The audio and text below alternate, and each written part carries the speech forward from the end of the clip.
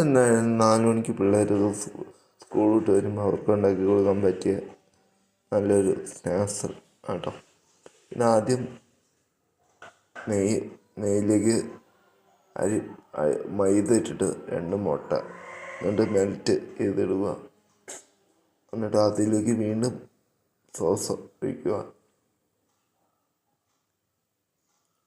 എന്നിട്ടൊന്ന് ബൂസ്റ്റ്, അരിപ്പൊടി, എന്നിട്ടൊന്ന് അരിച്ചെടുക്കുക. എന്നിട്ടൊന്ന് മെൽറ്റ് ചെയ്യുക. എന്നാലും ചോക്ലേറ്റ് പരുവത്തിൽ വരും. എന്നിട്ടൊരു ട്രേയിലേക്ക് മാറ്റുക. എന്നിട്ട് പയ്യെ ചൂടുവെള്ളത്തിലൊന്ന് വേവിക്കാൻ വയ്ക്കുക, സെറ്റാക്കാൻ വയ്ക്കുക.